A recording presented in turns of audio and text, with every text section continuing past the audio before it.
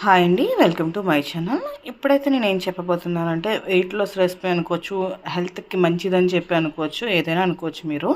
నేనైతే అప్పుడప్పుడు వేస్తూ ఉంటా, వీక్లీ వన్స్. అంటే డైలీ ఒకే టైప్ తినాలంటే పిల్లలకైనా మనకైనా కొంచెం ఎదురు అనిపిస్తుంది కాబట్టి నేనైతే ఇప్పుడు రాగులతో దోశలు ఎలా చేయాలో చూపించబోతున్నాను. రాగి దోశ చాలా ఈజీ. ఇన్స్టెంట్ దోశ కన్నా నాకు రాగి దోశ ఇలా వేస్తేనే నచ్చుతుంది ఇంట్లో వాళ్ళకి. ఎందుకంటే మనం బయట తినేటప్పుడు ఎలా ఉంటుందో అంతకన్నా బాగా ఇంట్లోనే చేసుకోవచ్చు రాగి దోశ. ఇప్పుడైతే రాగి దోశకు కావాల్సినవి చూపిస్తున్నానండి మీకు. నేనైతే పొట్టి మినపప్పు తీసుకుంటున్నానండి.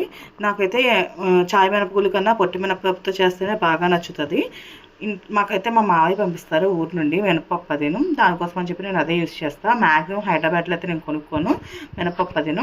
నేనైతే 1 కప్ ఆఫ్ పొట్టి మినపప్పు తీసుకున్నాను. ఇది కొంచెం ఎక్కువ టైం పడుతుంది నానబెట్టడానికి. అంటే ఇప్పుడు 5 to 6 అవర్స్ నానితేనే కానీ బాగోదు. చాయ్ మినపగుళ్ళు అయితే 3 అవర్స్లో కూడా నానిపోతాయి కదా.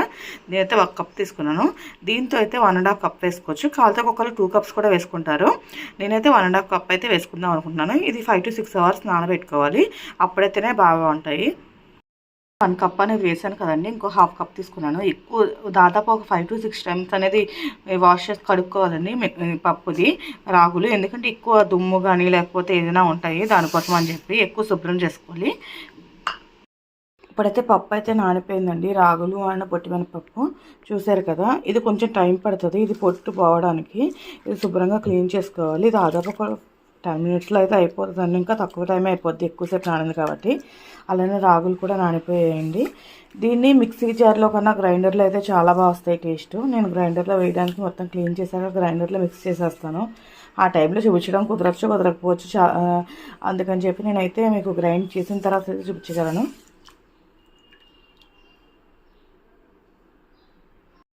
అయితే క్లీన్ చేసుకున్నానండి మొత్తం. అక్కడక్కడ అయితే పట్టు ఉంటుంది, మరి పూర్తిగా అయితే వచ్చేది అక్కడక్కడ ఉంది. అలాగే నేను రాగులు కూడా క్లీన్ చేసుకున్నాను.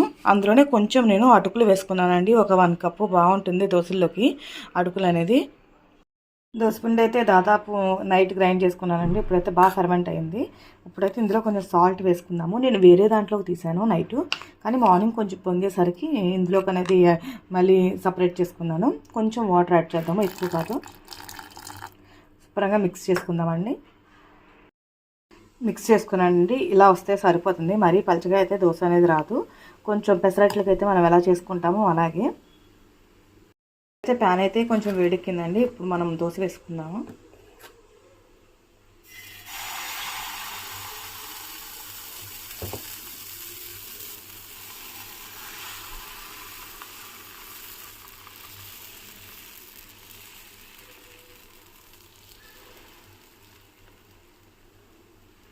నేనైతే కొంచెం ఆనియన్స్ వేసుకుంటానండి.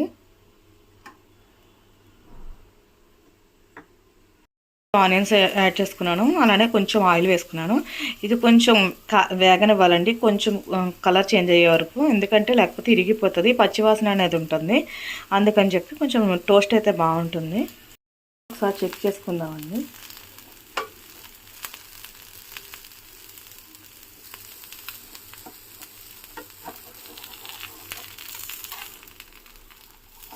కాలకపోతే కనుక ఇరిగిపోతుంది. ఇందులో మనం ఏమీ యాడ్ చేయాల్సిన అవసరం లేదు. కొంతమంది బియ్యం కూడా యాడ్ చేసుకుంటారు, నేనైతే బియ్యం అది యాడ్ చేయలేదు. చూస్తుంటే మంచి కలర్ఫుల్గా ఉంది కదండి. టేస్ట్ కూడా చాలా బాగుంటుంది. బయట ఎలా అయితే దోశ ఉంటుందో, రాగి దోశ మనం బయట హోటల్స్లో కానీ టిఫిన్ బండి దగ్గర కానీ తింటే ఎలా ఉంటుందో దానికన్నా చాలా టేస్టీగా ఉంటుంది. పిల్లలు కూడా ఇష్టంగా తింటారు. చాలామంది తినలేని వాళ్ళు ఉంటారు కదా పిల్లలు, వాళ్ళు కూడా ఇష్టంగా తింటారు. వేడి వేడి రాగి దోశ టమాటో చట్నీ అయితే రెడీ అయిపోయిందండి. నేనైతే ఇవాళ టమాటో చట్నీ చేసాను. ఏంటి చిన్నపిల్లల ప్లేట్లో పెట్టారు అనుకుంటున్నారు, నేను మా బాబు కోసం అని చెప్పి వేసాను. వేడి వేడి రాగి దోశ అలాగే టమాటో చట్నీ అయితే రెడీ అయిపోయింది. చాలా అంటే చాలా బాగుంటుందండి. కలర్ కూడా ఎంత బాగుందో మీకు వీడియోలో చూస్తే ఎంత అలా ఉందో బయట కూడా అలాగే ఉందండి చూస్తుంటే. ఈ వీడియో కనుక మీకు నచ్చినట్టయితే లైక్ చేయండి, షేర్ చేయండి, సబ్స్క్రైబ్ చేయండి. ఆ పక్కన ఉన్న బెల్ ఐకాన్ మాత్రం మర్చిపోద్దు. Thank you.